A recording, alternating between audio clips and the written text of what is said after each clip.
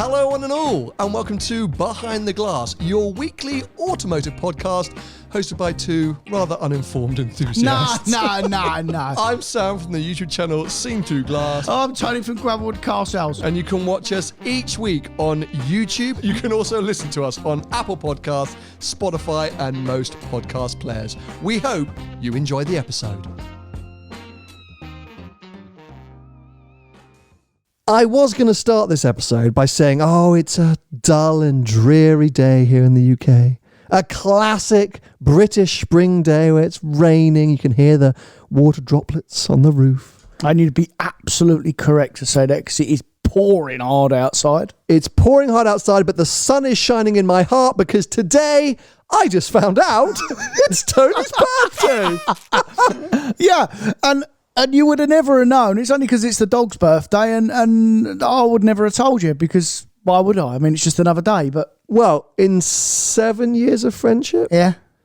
How, firstly, have we never clocked that you and Twiggy have the same birthday? No idea.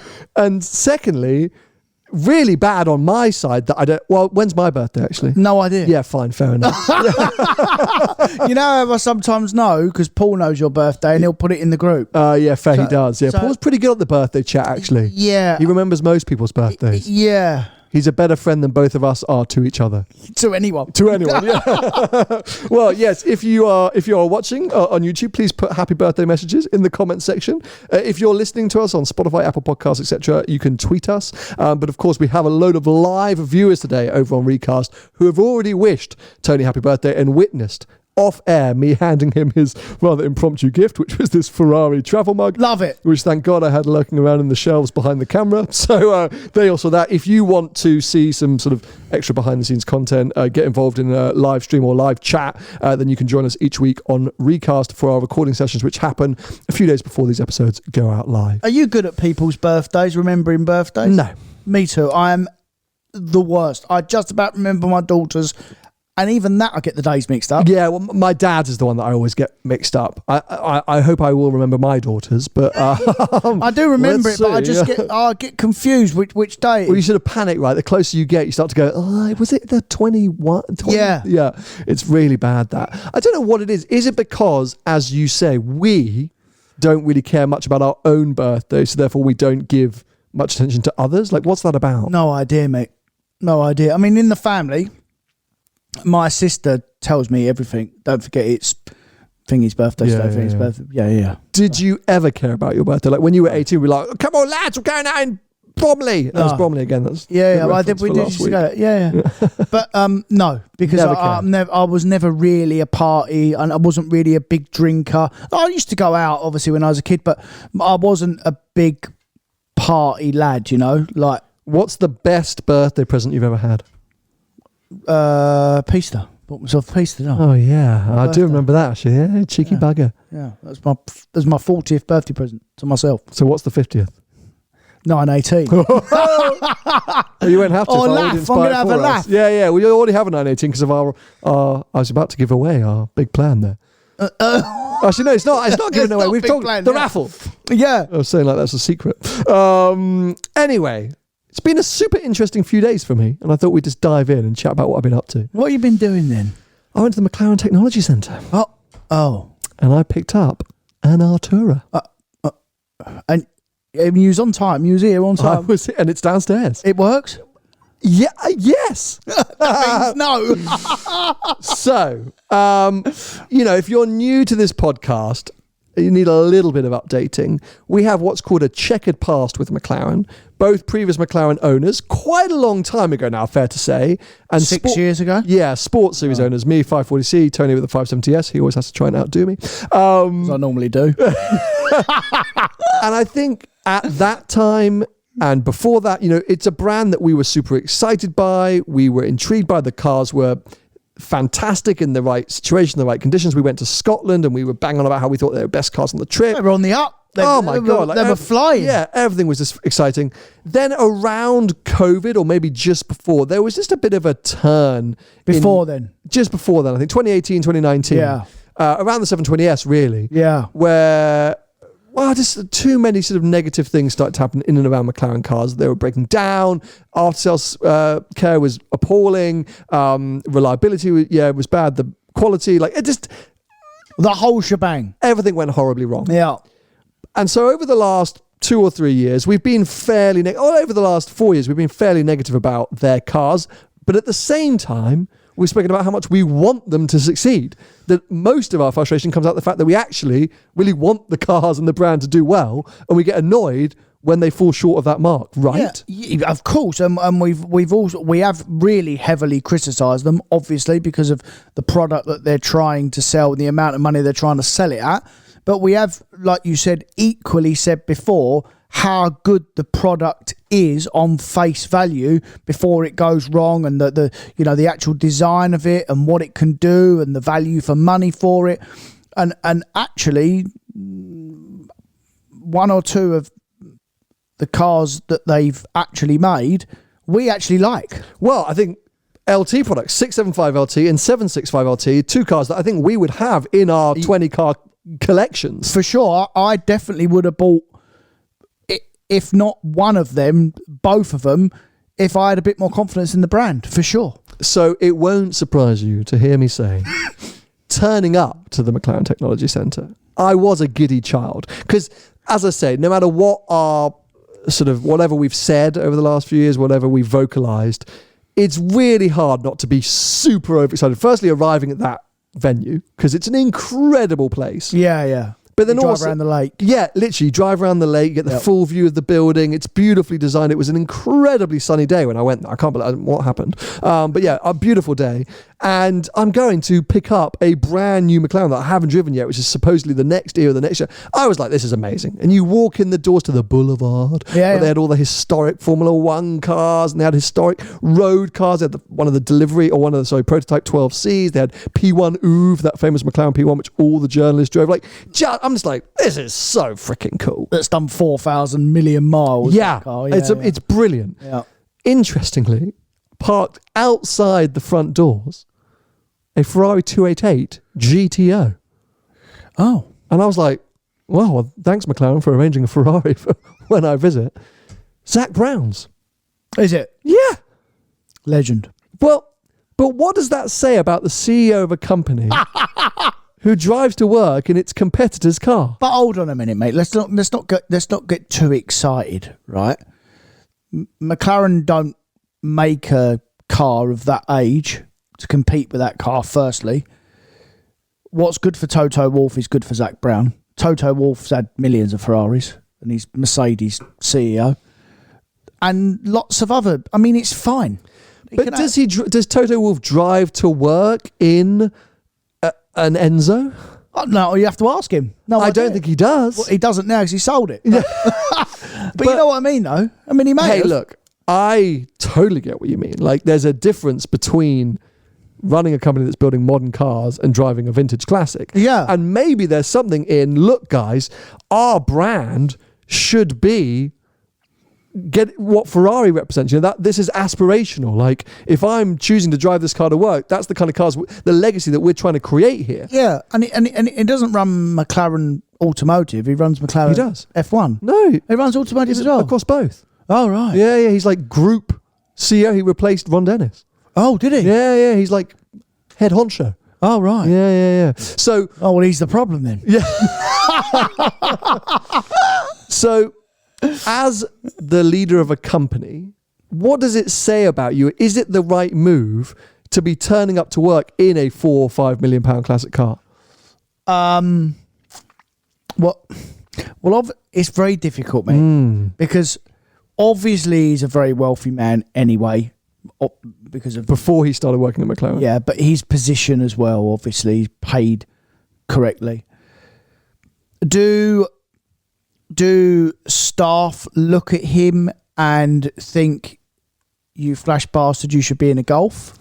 Or do they think, maybe I should work a bit harder and make this brand work and I can have a 288 GTB, which is exactly how I'd look at it. That's the thing, right? It's a really hard one to call. Yeah. I would assume, and I'm judging this purely from the outside and what I've seen on TV, I would assume Toto Wolff is going to work in a diesel A-Class.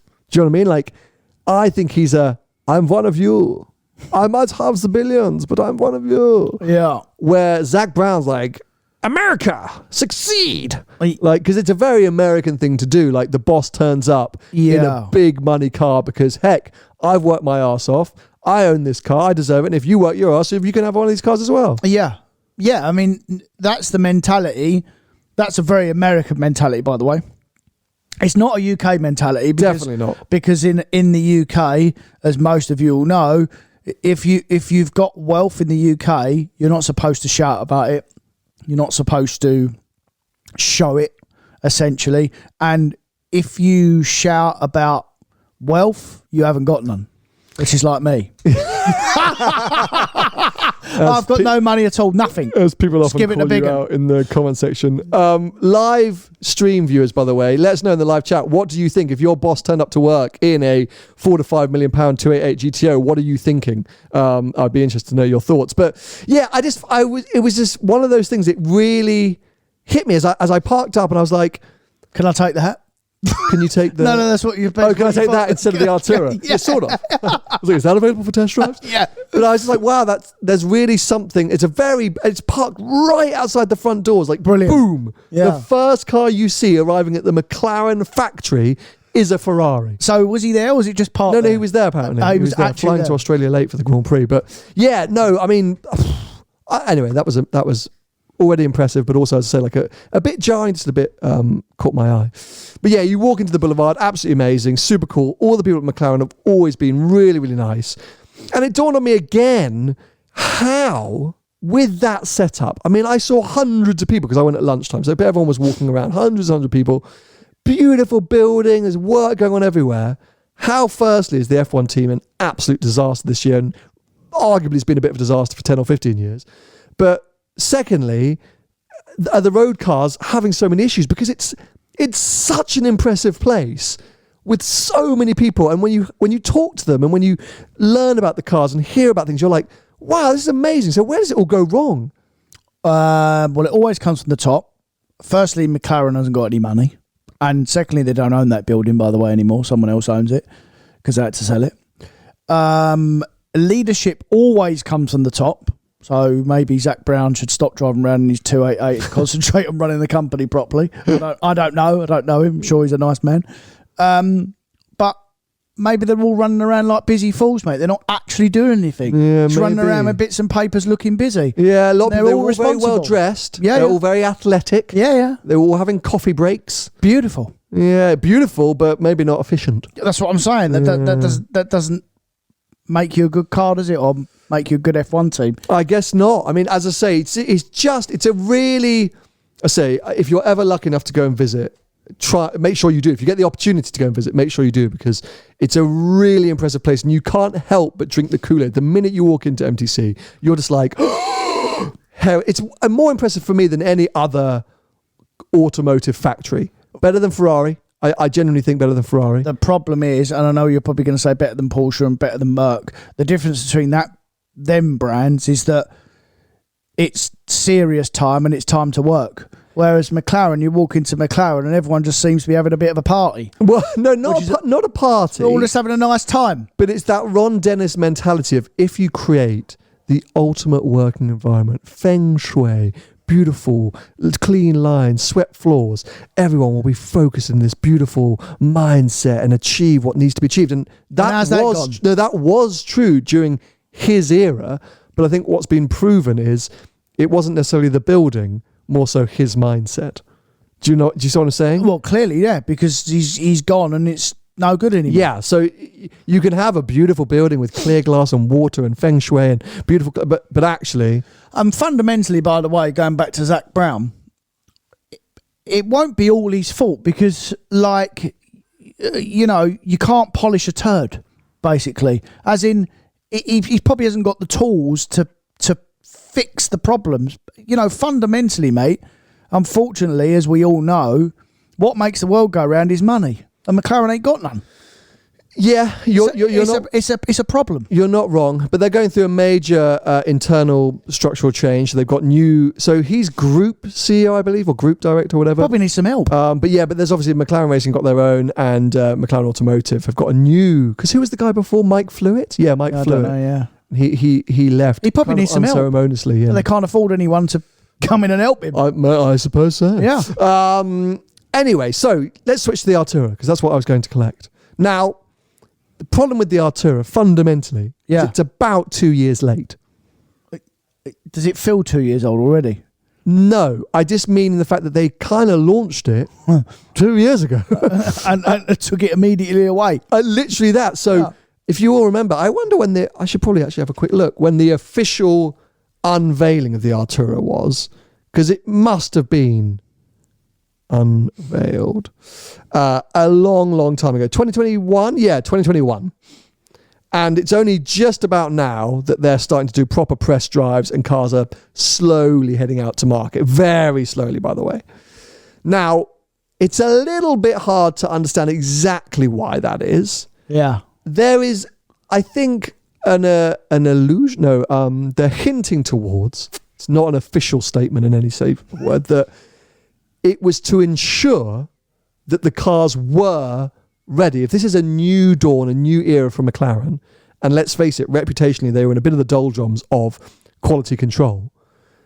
Let's say there was an issue, which I think we can read between the lines there must have been, and I think we know there was. I think still is as well. Potentially, but they're now, that's why this is, that's what I was, because I really pushed them on it. I was like, why is this car so late? Why is it so delayed? And there was a little bit of, everyone's had delays, like Porsche have had delays, like COVID. I was like, yeah, but I do know that there was a global press drive at the end of last year and you sacked it off whilst journalists were there. Yeah. So, long story short, I that's what I'm reading between the lines, is that they have just taken their time to ensure that the finished product is a finished product. Yeah. But that has meant it's coming to the market when the market has kind of moved on. Yeah, and they've missed the boat. A little bit, because if you just write it down on pieces of paper, it's a rival for the 296 GTB, right? On a piece of paper, without price, sorry. Just in terms of its... And without power as well. I mean, it's hugely down on power. Okay, well then actually 150 horsepower less. Fine, well that backs me up a bit, because what I was going to say is it's a sports series car. McLaren don't officially call it sports series anymore, but it used to be 720S versus 488, right? Yeah. It wouldn't be 570S versus 488. No. So 296 GTB should sit above Artura. Absolutely. I think it does.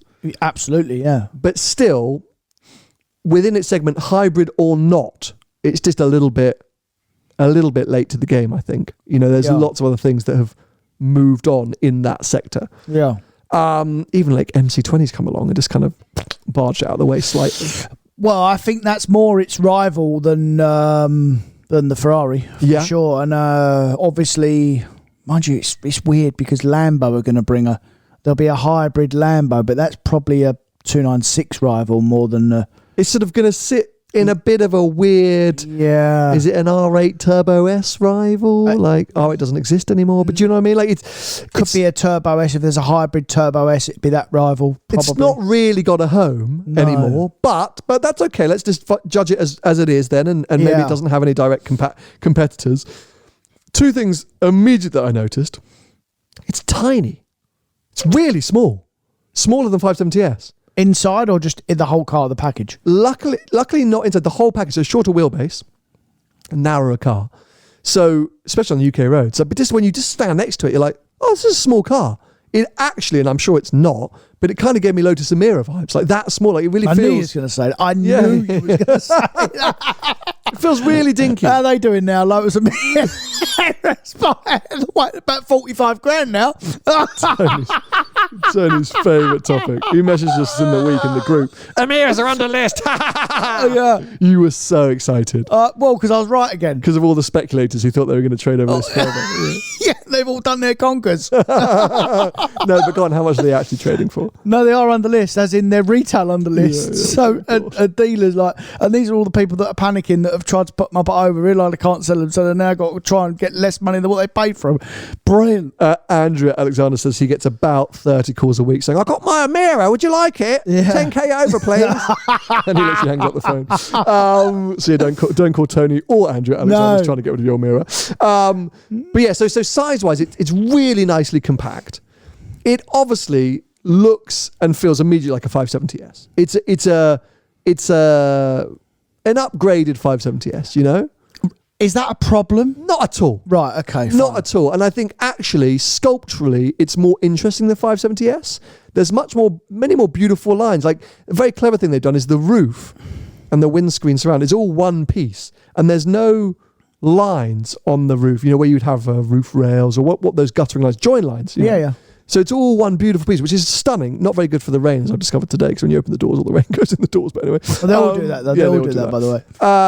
And the rear sort of boot deck is all one sort of clamshell piece. So it's very pretty. And then the side intakes are massive now. And they've sculpted out the doors so it's a really pretty car. Yeah. They've done an amazing job on the interior. So it still feels nicely, you know how nice a cabin they are, spacious, roomy. They're always very great visibility, very low slung windscreen, all that stuff. Nice materials. Yeah, nice materials until they sort of break. Well, they do break. They've moved things everywhere. So remember the driving modes? Yeah, is that on the left-hand side passengers? No, they're now on the binnacle, the instrument binnacle behind the steering wheel, and you control them with your index fingers. Is that good? It actually kind of is. Right. It doesn't take easy to do. Anyway, it just, I like that. I like that, to be fair. Okay. Anyway, there's a lot of that sort of stuff which I need to figure out. But the interior, what's great is they've actually taken on board feedback. There's loads of points. For example, nose lift. In a McLaren, nose lift was worst. Always a disaster. Yeah. And also, they changed it over the years. So it was in this weird stalk, and it was a sub menu, and you had to filter things, you had to go up and down and pull it across, pull it back, and then pull it up to get it up. And whenever you were in a McLaren and you approached a speed bump, you went, oh crap, how do I do it again? Now it's just simply a button on the dash. Boom, done. Easy. Like every other modern competitor. Literally, but thank God they did that. And they didn't stick with their ways. So they've done a few things like that where you're like, well done, McLaren. You weren't super stubborn. You figured that out. And McLaren, by the way, ladies and gentlemen, like a GT Porsche, it does need lift. Because you have to have lift in them. Have to have lift. Yeah. But it's, really nice place to sit. And it got me getting excited again. I was like, this is cool. Like, it's a cool looking car. I'm back in a McLaren. It feels good. The new central screen thing is really nice. Does it work? Great. Worked for how I've used it the last 24 hours. Right. Apple CarPlay, no Android Auto. Still a little bit slow on functionality. You go for the aircon, it's a bit slow to come up and come down, but it works. Is it their system or someone else's? Their system, I believe. I didn't ask that question. But I just plugged in my Apple CarPlay and off I went. So it was only the air conditioning that was a bit fiddly. But it just seems easier to push things. It seems very responsive in terms of that. It's just a bit slow to change menus. So we'll learn more about that over the next couple of days. But then we get into the hybrid technology. And this is kind of actually what I wanted to talk about today. Yeah. Because 296 GTB, which, as we've said, is not really its rival, but it's kind of close in makeup. It's what we're comparing it to today. Yes. Is a genius in the way it deploys, uses, or even hides its hybrid powertrain. Oh, it's a proper car. But mate, it's just fantastic. And I summarized it in my 296 GTS drive. I left Maranello and I drove to the motorway in pure electric mode. The whole way, beautiful, crisp morning, cruising through Italian towns, absolute silence. I was like, this is wicked. Like, I'm in a Ferrari in silence in the morning. This is so cool. I get to the motorway and I've got like 3 miles electric range left. So I'm like, I need to recharge this. So I changed the driving mode and I can't remember. Press a button. You press a button on the steering wheel. And I cruise along the motorway, whatever you do, 70 miles an hour, not even paying attention to it. And by the time I get off the motorway 20 minutes later, the battery has recharged to 75%. Correct. You put it in qualifier mode. There we go. Brilliant. So then deploy it all, off I go, up on the mountain pass, having a brilliant time, got all the power. So why are you charging the battery, by the way? Yeah. So by the time you finish that mountain road, it'd be 100%. Exactly. Yeah. So yes, you have to know which buttons to push, but it's so simple and it happens without you realizing. There's no feel in the pedals. There's no noises going on. You're never struggling. It just works and it's brilliant. Yeah. So McLaren made a big spiel to me about how their system is also super easy. We didn't want to start bothering around with brake regen. We didn't want to mess around with the brake pedal feel. So we do it on overrun, just like the 296 theoretically. It's an engine. That's where they get their regen, is basically through the engine rather than the brake pedal. Yep. Perfect. So you literally just change your driving mode. The car works it out. You've got electric, comfort, sport, and track. Electric is obviously pure electric. Comfort just decides between the two. It's like start-stop. Sport and track, engines on all the time. Hybrid mode, probably. Yeah. As in, yeah. Exactly. And then sport and track, engines on all the time. And that's helping to replenish the battery. And you can, as well, which is what they said, which I thought was brilliant, is you can tell the car very easily, fill up my battery. You can set a minimum charge level, so don't ever drop below this. Or I just want full battery, and you just go boom, and it should just recharge. And I was like, perfect. I said, do I need to plug it in anywhere? Is it a PHEV? They went, well, you can plug it in, but you'll be fine. Just go and drive. And well, when I had the SF90 and I drove the 296, you never need to plug it in. No, you should. You drive 10 miles, it charges itself back up. Exactly. Yeah. So super excited. Here we go. Off I went, and I left MTC, and because of the new instrument binnacle and the setup of the car, I thought I had left in comfort mode, as in the hybrid setting, or the one that would switch between electric and engine. And I cruised along, and again, I was having the same experience that I had in the 296. Like, this is mega. Like, this is so cool. I'm in a new McLaren. It's electric, and I'm just wow. I finally get to the motorway, or the A3 at least, and I'm joining the motorway, and I'm like, okay, I'm a little low on power here. Like, it's tapping out at like 50 or 60 miles an hour.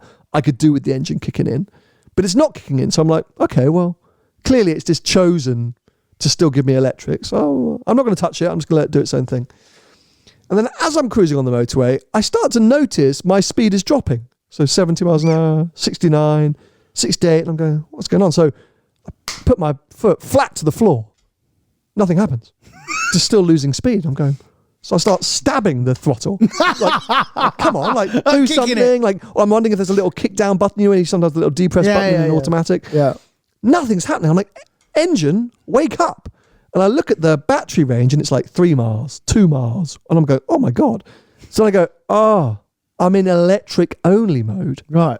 Push engine then. So turned it on, went to comfort to kick the engine into life. But engine on an Artura, there's a 20 or 30 second period where the engine is doing a cold start, and it doesn't actually power the wheels. So you remain in electrically power whilst the engine's cold started. So hold on a minute. Before you go any further. So basically, when you start your car in the morning, is this what you're trying to tell me? When you start your car in the morning, really loudly, waking up all your neighbours, you got to sit there for 20 or 30 seconds before you can go? No. Right, good. So I was going to full on finish you off then. You drive away, obviously in electric mode. Right. And then start it up. Yeah, start it up whenever you want. But whenever you start the engine, whenever you decide that you want engine power, or the car decides it wants engine power, there's a 20-second period where the engine cold starts but does not drive the wheels. You still use electric power. So you can accelerate and the engine does not rev. Right, hold on a minute then. So I am right then. So if you pull up to your house the night before with no electric power, yep. You go to start the car in the morning, cold start, it sits there for 20 or 37 seconds, revving the balls out of it. You can't go nowhere. No, because there's always a minimum battery. That's what I did this morning. I woke up this morning, I had 1, if not 0 miles left on the range. So the engine had to boot in. But there's still a minimum enough charge that I'm reversing and I'm driving using the electric powertrain whilst the engine's cold started. When the engine's cold, can you just get in it like a normal car and drive it off? Yeah. Yeah. You can? Yeah, because you're never at a point where the battery is so dead that you can't utilise the power. Take the battery away from it. Completely take it back. Can I get in the car, start it up on the engine, put it in normal mode and drive it away cold? Yes. Right. That's all I want to know. Are you sure? You don't know, do you? You haven't tried it, have you? No, because I have. I literally tried it this morning. That's literally my scenario. And the point being, what I don't know, what I can't answer you, is when you start the car. So let's say you start the car in sport or track, which is engine on. That's what I'm asking you. I believe, and I could be corrected here, I believe whilst the engine is what's going through its initiation phase, which it tells you on the screen, I believe you will be driving that first 20 or 30 seconds using battery power, because it never depletes the battery fully. Even if you've got 0 miles range and 0%, like you will always have a minimum amount of charge. So I don't know, is my answer. If you literally have 0% battery and 0 miles, you get in and that battery is dead. When you start the engine, what happens? I don't know. That is a disaster, because in a 296 or any other hybrid car, if there's no battery, you can just simply start the engine up and drive off. But I'm sure you can. This is. I think we might be making it's a weird setup. I'm with you there, but I would be absolutely outstanding. Like I'd be. Flabbergasted. Yeah, it would not make. It's not possible, right? That they would say if you haven't got charge, you can't drive the car for 20, 30 seconds. Right. It's purely conditioning the engine, and what it is, it's a cap burn off. So it's to maintain emissions and efficiency. That's why they do it. Right. Anyway, so there I am on the A3, losing speed with no battery power left, and the engine's in its cold start phase. So I got 20 or 30 seconds where I'm on basically a motorway, losing speed. Bit dangerous. A little bit. Anyway, engine then kicks in. I'm like, right, okay, fine. So I go through the menus and activate recharge battery max, because I'm like, that's what I want to do. Super easy. Boom, done. I'm like, great. I'll get home. I'm 20 minutes from home. I'll probably get another. If I was in a 296, 15%, 20% off that. Like, easy. Anyway, as I'm driving, nothing's really happening. The battery range still says 1 mile. And I've now found a sub-menu which says I've got 12% battery. Then drops to 11%. Down to 10%. I'm going, well, this isn't bloody working. But you're being powered by the engine now. I'm powered there by the engine. Which it must still use part of the battery, because that's the whole point of a hybrid powertrain, right? Is it use the battery to... But the engine should regenerate it. Exactly. It shouldn't be the other way around. Exactly. So I'm going, what's going on? And I'm trying to like play around with the pedals a bit. I'm trying to drive, and there is a little gauge which says power and charge. It's a little blue thing, and it's just moving like the smallest of increments. So I end up getting to a petrol station just by my house, and I pull in and think, oh, well, maybe I'll just stick it into a charger. But they're all fast chargers, so you can't plug it into a fast charger because it's the standard slow charger. Yeah. So I'm like, right, well, I wonder what I do. So I sit there and I have a little sandwich in the car. And whilst I'm having a sandwich, the ignition's on. The battery drops another 2%. So I'm like, okay, I'm just going home. Because at this point, it was a disaster. Anyway, so this morning I woke up and I'm like, right, I've got to figure this out. Awful day, as we've said, rain. And I get in the car, do the cold start, 1 mile range. And I think, okay, so what did they tell me? Let me just think. They said it recharges on overrun. So therefore, maybe I just need to force the car to, overrun. So I drove the whole way here in first gear. 20-minute drive, first gear. And I've got 23 battery left, 23% on the battery. You drove in first gear? The whole way. Really? Yep. That's why you were late. And that's how I recharged the battery.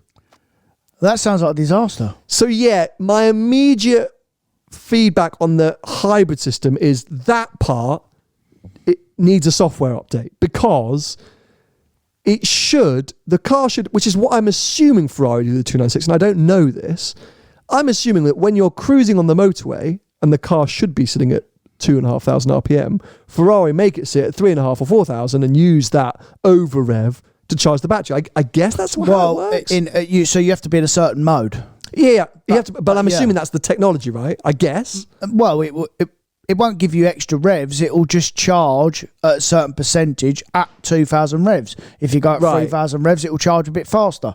Okay, so then it's very, very different, because this makes sense on the Artura. Obviously, when you're flat out, recharge the battery, and it will recharge pretty quickly, because that was a fairly quick charge on a short journey, just sitting in first gear, acting like a knob. In first gear. But I don't think that's not the benefit. Like, you're going to drive hard and use the battery. Actually, no, you're not, are you? You're going to charge it back up when you're driving flat out. But then you're going to use more fuel driving it flat out to charge the battery back up, and the bit fuel you saved. It's just not as clever. I understand their logic a bit now, except for if you make the mistake that I did, you leave it in electric too long, or you end up on the motorway in a long journey when you've got little battery power left. Yeah, so you just need to drive fast in the car, really. That's when it works. Bit weird. You know what it does suggest? And now I understand why at the back of the F1 grid. Go on. Well, because they can't get it to work. Yeah. Well, no, I think it works. Like, I say, everything else... What's human error then? No, it's... Yeah, human error on me for leaving it in electric too long, but I was told that it would cut me off. There's a little bar where it says that's where it's going to stop and maintain charge. So I don't know why I didn't cut you off. Why I didn't force the engine into life at that point. That's weird. And I just don't think I understood it. I don't think the system works as well as it could. You shouldn't need to understand it, mate. That's what I mean. The 296 just happens. Correct. It just works. Where with this, I had to figure it out myself. I had to tell myself how to recharge the battery, then I had to drive here in first gear. Poor Twiggy on her birthday was nearly sick in the passenger seat. And clearly you never figured it out because you drove it in first gear. I mean, that's not correct. Well, no, because I wanted maximum charge back, because tomorrow I'm going to head off to Wales and I want to leave in the morning with as much battery charged up as possible, because that's the start of the video. So that's why I drove it in first gear. Fair. So yeah, I mean, I'm still intrigued and excited. There's lots of things that I really like about it. I think the V6 sounds just like the old V8 from poodling around town. Does it? Yeah, it sounds very, very similar. Many, many plus points. But that part of the hybrid, that day-to-day livability, that part sort of I'm a bit like, is this a little bit clunky? And the 20 to 30 second cold start thing's a bit strange. Yeah, I can't work that out. That don't sound right to me. There's something not quite right with all that. Well, no, it is right. What you've asked a question which I can't answer, which is what happens if you call. I am fairly sure, as I say, that the minimum state of charge in the battery means that you can always move. But I just think that first 20 or 30 seconds, the engine is never driving the wheels. So in a cold start situation, the car is always driving the wheels using the electric powertrain. Right. That's what I think. So the engine would be on, but it would be the powertrain that's... So the SF90 and the 296 are not like that. No, not at all. You can literally drive off in electric, press a button, and it instantly kick the engine in. Yeah, for sure. And you drive on the engine. Well, anyway, as I said, I'm heading off to Wales tomorrow, and the video with the Artura should go live on Sunday on the main channel. So, I hope it's good. I have my reservations, but I do hope it's good. I really hope I love it. I would love to champion McLaren. I would love, as a British, I would love them to be fantastic. I would have one again. I still want a 12C. I would have an LT. But that annoys me about the hybrid, and it needs to work. The car needs to work great, which so far it is, but more of them need to work really well for a long time. Yeah. Anyway, we've mentioned 296 quite a lot in today's episode, and it's a bit of a comparison. And obviously you got your 296 coming, yeah. And you had a bit of a flap at the weekend. Well, it should be here imminently, but it's not coming. It's late. But you had a flap because I think because you're sitting around waiting for the car, you're doing what everyone does when they've ordered a car. You're now going and reading every review and watching every video because you're kind of impatient. I've watched all the videos, yeah. You've watched all the videos. And I'm flapping. Because why? Like what's happened? Because I watched a lot of the and I never ever watch them. I don't watch them, mate. I wait till I get in the car and I make my own assumption. And I've made a mistake here because I have watched them and I shouldn't listen, but I did. So, alarmingly, there was 2 cars that were tested. I know, I was there. You was there. Clearly you didn't watch my video, but I watched it, thank you. I watched it when they come out, both of them, only because I was getting the car. But I watched both of them, thank you. And the car they drove on the road was completely different to the car they drove on track. Disagree. As in, that's not what they said. They all said, like, this is a different car. With the Assetto Fiorano and the tyres, it's a different car. Mm-hmm. And then the car they drove on the road was the non-Fiorano car with normal tyres. So they all said various stuff, all mostly good. You said how good it is and how good the brakes are and blah, blah, blah, blah, blah. But I'm worried that I'm just not going to like it. Because mine is a non-Fiorano car with normal tyres, because most of the time I will drive it on the road. But I don't like that setup in general. As you all know, I like a track-focused, semi-slick tyre car for personal reasons. That's what I like. So I've almost, like, before I've got it, I've almost questioned, should I have got the Fiorano car with the tyres, and then talked myself out of that I have done the right thing by getting the non-Fiorano car with the normal tyres because of the price difference, and actually there will be a special car coming at some point, and that will be the car that I really do want, to thinking, well, I've got the non-Fiorano car with the normal tyres, I'm going to hate it. I don't think the Fiorano car would make you feel that much differently about the 296. Good. I don't think it's as night and day as maybe some journalists suggested, or you might... That's what they said. Because, and hopefully Ferrari's lawyers aren't listening to this episode, let's not forget, Ferrari do make sure that their track cars, and their road cars, but especially their track cars, are perfect for those press launches. Of course. As in... perfect. Yeah. So there would have been a reason as to why they felt so different to the road cars. Yeah. Because they are just set up to an inch of their life in terms of camber, and to anything that's adjustable is adjusted. Yeah, fair. I think they run a slightly fruitier fuel rate, all these different things. And it was a baking hot day with Cup 2Rs, which did last about 2 laps. Yeah, I remember. But those 2 laps were astonishing. Flat out, yeah.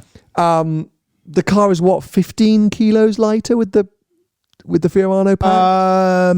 Between 15 and 30 kilos, but it's not worth talking about. Not worth talking about the weight. Yeah. So really it's the suspension, which I've forgotten, so you will have known because you've read more. It's fixed dampers, right? Correct. It's the fixed dampers, and if you have the fixed dampers, you then don't get bumpy road mode. So it's supposedly very brittle. I say very brittle, but... And you can't have lift either. Can't have lift, and you can't have bumpy road mode. And it's GT3-esque ride quality on a road. Well, they said it's, similar to like McPherson or like GT40 suspension, that sort of... GT40? Sorry. GT4? What? No, what's the... Ford GT. Ford GT. Ford GT, yeah. Same thing. It's the, the multi-matic struts or the... And look, I am certain the way that you drive on proper twisty roads, yes, you'll get the benefit of that, but is it suddenly going to make that car feel like a piste rival? I don't think so. Because it's not a piste rival. It's not a piste rival. It's a 488 rival, which we all know it's not. It's a GTB with just slightly firmer suspension. But I don't... I might be wrong. I really could be wrong, but... As you say, there's going to be a version speciale, VS version, which is the piece to the speciale, the whatever, coming, which is going to be very you. That will be the car for me, that. And so to spend the extra money, I think you're still going to get in the 296. I think I'm going, it's a bit too... So I think try as hard as you can to think of the 296 as a fun car, an accessible car, like great, like it's super quick, all these things, good brakes, blah, blah, that will bide you time until the VS comes. Yeah. Because if you even try to compare it with the Pista, it's going to fall short. No, I wouldn't do that anyway. Yeah. I would compare, and I loved the 488 when it came out, didn't I? Exactly. So, you had about 6 of them. Yeah. Yeah. Okay. I think stop panicking. I think you'll be fine.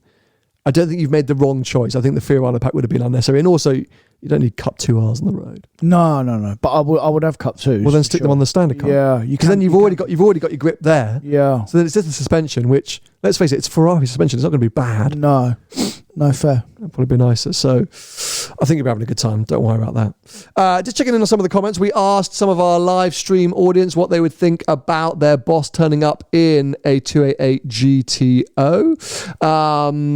Karis says, to be honest, it's a bit of a bad look. It needs to be a McLaren. And then Kearney said, I think if he turned up in a Golf, everyone would worry that things aren't going too well. Fair enough. Max, I think it's context. If you run a car company, I think it's okay. But if you owned little and turned up in one, it might be a bit different. Fair point. And then Grant said, I cycle to work, so my staff have no idea I've got a 992 GTS. Oh, look at this. M. Campbell, my boss turned up in a Mura SV. Best motivation ever. That's how I'd look at it. If your boss, really different for me because the lads who work for me, they don't give a toss what I turn up in because obviously it's car sales, so it's very, very different. But I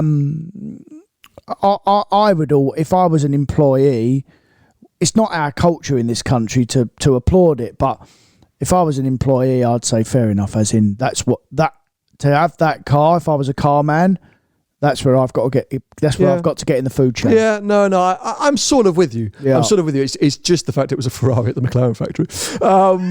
Anyway, exciting news. I have finalised my summer daily. Remember we had this conversation that I'm heading down to the south of France for a chunk of time in summer? Yeah, I might come down. I'm going to come down, aren't I? So, you are going to come down. I'm going to do some behind the glass specials from the south of France, which will be a ton of fun. So we'll look at dates for that. Yeah, we do, yeah. We'll sort it. So what's going on then? That's the first I know about this. I know, because it literally got confirmed yesterday. You dickhead. What do you think I'm going to say?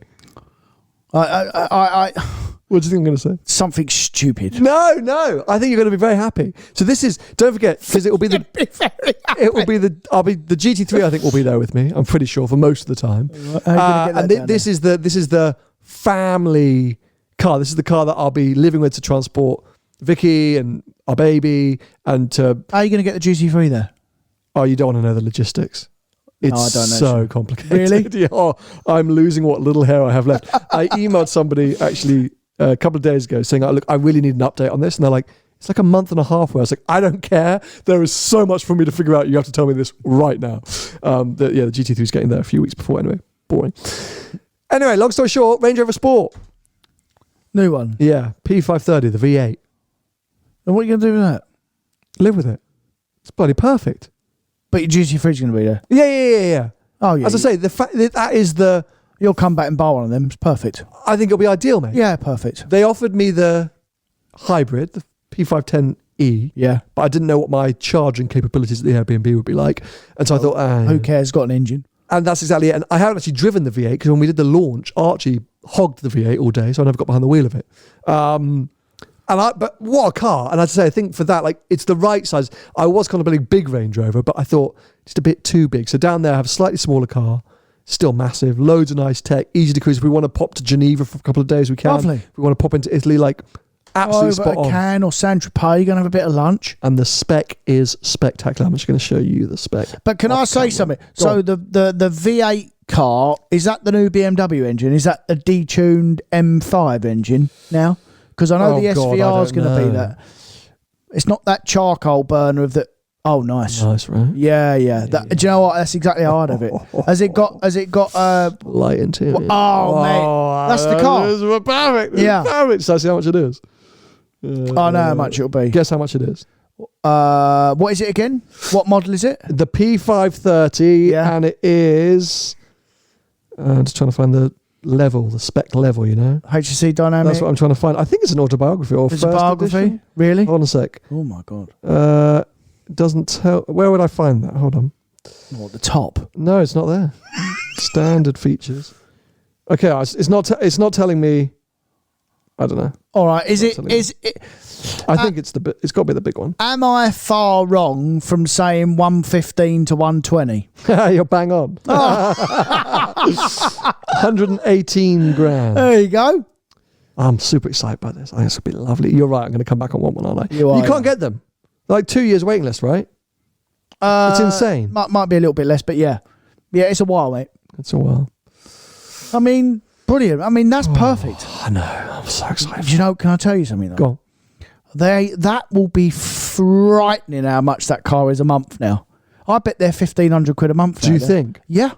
What, because of residuals or what? Residuals, interest rates. Because don't forget, you can get a 2013 or a 2014 Range Rover Sport diesel now for 25 grand. Yeah, fair. So they will be 25 grand one day. They would. Why do the sports not command such high values over list as the big Range Rovers? A good question. I don't know the answer to that, but they just didn't. when the big Range Rovers come out, they were 40 or 50 grand over list. We as dealers don't pay overs for them. No. If you look on the used market, they're not really overs. They're like 10 grand over. Max. That's the dealer margin. Yeah. So there's no money in them. So is that because the hype fell a bit flat with, like, because the delays are just the same, the lead time is just the same? Because there's a lot of them out there. There's a lot of used cars out there already for the sport. Yeah, because everyone that's bought one has either a speculator or they've flipped it. But so now the next batch that have come, or the batch before that have come, people have got orders for them and they're just waiting. But that's the same with big Range Rover. There are tons of them everywhere and they're still 20 or 30 grand advertised over list. Might be advertised, but are they selling for that? You tell me. I don't. I mean, it's not your market. No, I've sold 3 of them. I'm sorry. And actually, I had one of the first ones. All right, calm down. All that. But they were initially. They were 45, 50 grand over list, them cars. But maybe because they come out first. And don't forget, the sport is a lot of money, mate. Like you just said, they're 120 now for a good spec one. That's a few quid. By the time you put the overs on them, they're 130, 135. People go, I'll have the big one. Well, I think that might be something to do with it. Yeah, it will be. I think now... that new Range Rover is so good. I'd have the big one over the sport as well. And the world has moved to accepting bigger cars and things like that. And there was such fanfare around the new big one that then when the sport came out, it kind of skipped a beat a bit. And people were like, I'm not really sure about this look and whatever.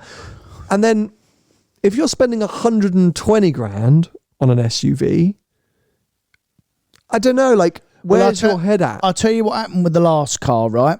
So... with the last car, the demand was all in the sport. Everyone wanted the sport. The big car come out first, as it always done, and everyone said, "I'm going to wait for the sport because it's going to be a load cheaper. It'll be better to drive." As in, it's not as wafty, or the sport is more sporty, obviously. But this new one come out, and it is unbelievable. It's the car that I would definitely have. And I think the market switched on them. I think people would rather be in the big one than be in the sport. Because if you remember, this was probably 15 or 20 years ago. Clarkson said about you can't have a sport because if a big Range Rover pulls up beside you, and I think that's the case now because the money difference is not that different. Whereas in the older car, it still was quite a big difference. The money difference ain't that much different now. It's become Macan Cayenne, where before they were a lot closer. Well, I'll tell you a story about that. Oh, God, there we go. I've said this before, and I genuinely think had Macan come out before Cayenne, I've said this before, I think they wouldn't have sold half as many Cayennes as they would have Macans. Because the Macan was the car that everyone wanted. And it's still unbelievably popular. Still is. They keep rumoring about this EV Macan, which I think would sell like hotcakes if they can get the range up. And the money.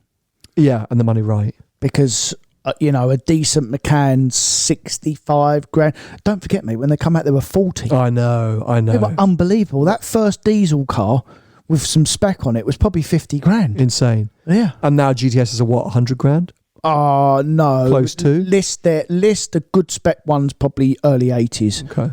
But yeah, people try and ask 90, 95 grand from. Before we wrap things up, that was a quick one. Well, it was. We've been chatting a lot, mate. Have we? I thought we'd just very quickly touch on my synthetic fuels video, which went live on Sunday. My trip down to Chile, Patagonia, which we obviously spoke about before in a whole separate episode, but I think a few people may have missed that. You can go back and check it out. But there were a few points that people raised, which I kind of wanted to come back on or clarify at least my thoughts about. At least where I'm coming from with all of this is it's not a EVs or synthetic fuels argument. My whole pitch is not we should only be doing synthetic fuels. Save the combustion engine, scrap these EV pieces of crap, just put synthetic fuels and everything and we're off to the races. I am of the thought that there should be multiple options or multiple routes moving forward. There's not going to work. Not one thing is going to work for everybody. in big cities like London, Paris, New York, etc., EVs make a huge amount of sense. Reduce the pollution in the city centres, short distances, even shared vehicles, all of that stuff makes tons of sense. But counteract it by building them. Well, but hold on a sec. Like there's a lot of things with EVs that they don't have the same green credentials as people would hope or claim. There's a question about their lifespan and what you do with them afterwards. That is a question. We don't really know that bit yet. There's the investment that goes into creating them and building them. There's also the slightly non-ethical and non-green elements of mining for lithium and nickel and things like that, required for the size of batteries. And the same question that comes from synthetic, which is the green energy, which, look, hey, synthetic fuels requires a lot of green energy, but heck, so does charging an EV. So there's red flags everywhere, because also with synthetic fuels, it's not perfect. The biggest red mark with synthetic fuels is it feasible? Is it possible for even all of the current energy suppliers to make enough synthetic fuel for the world's demand? At this point, it looks unlikely. But with enough investment, or with a similar amount of investment that's going into electric vehicles, you would think there will be developments in the creation of synthetic fuel. I think what you're trying to say is there is not a fuel in this world that will be completely neutral at all. Whether it be fuel, whether it be electric, whether it be synthetic, there'll always be some sort of emission, right? Whether you're making it, or whether it's coming out the back, or there will always be some on the world. There will always be some drain of fuel or burning of something to create it. That's what I'm saying. Yeah, I think. I'm with you. But let's try and, between all these different fuels, let's try and reduce it to as low as we can. I think that's where we need to try and aim towards. And for me, the biggest part of it is, whilst all these technologies are developed, battery electric vehicles, maybe hydrogen fuel cells, whatever else people are going to figure out in the years ahead, because development is rapid, there's the 1.4 billion cars that are already on the road. Yeah. And synthetic fuels, even in a small amount, can help to reduce some of those emissions. Yeah. You know, I can't remember the exact numbers, but it's hundreds of billions of litres of fuel that the UK uses per year, let alone. And we're tiny, by the way. And we're tiny. Tiny. And you've got Porsche and HIF aiming to make something like 500 million a year. So, you know, but that 500 million shouldn't be discounted. No. That can help, and it can help in so many different ways. So yeah, there was a lot of people that was like, oh, you're naysayers, you're just trying to avoid an EV future. I'm not trying to avoid an EV future. I am. It's a disaster. I don't think it's an entire disaster. Watch the comments after that. What I'm saying is that there should be every route investigated, and in my mind, synthetic fuel is something that we should be jumping on right now as a way to help us reduce emissions right now. Because as Tony's pointed out, EVs are not perfect right now. They might eventually get to a more perfect state. More perfect, not perfect. No chance. It's hard to... Anyway, big conversation. But since that video was recorded, Germany obviously have managed to convince the EU to basically put an asterisk to the 2035 ban that synthetically fueled combustion engines will be permitted. Yeah. So there you go then. There we go. We're already seeing backtrack, but positivity around this. So yeah, I just wanted to clarify. That's kind of my stance. It's not a them or us. What's it called? You know, I'm not saying no EV synthetic. You're not trying to cause a divide. Yeah. You're just trying to find a solution. Exactly. And highlight a great alternative to the BEVs. Yeah. Anyway, I'm sure there'll be more on this because, we can't help but talk about synthetic fuels. We love it. So exciting. It's like throwing a grenade in the comments. Those have to stir it up. Live chat viewers on Recast, stay tuned. I'll just reveal the spec of the Range Rover Sport, because I know a few of you have been asking for that in the live chat before we all disappear. But for those of you that have been watching us on YouTube, thank you so much for tuning in. If you want to also be part of live chats and live streams, you can join us on recast.tv/behind the glass. Also, next week I think Paul and I are coming up with another episode of After Checkered Flag, our F1 special series. We're available audio only on Spotify, Apple Podcasts, Amazon Music, all your usual podcast players. If you want to follow Tony, he's at Tony Gravelwood Car Sales on most social media platforms, and I'm at Seen Through Glass on most social media platforms. And yes, we'll be back with you very soon. See ya.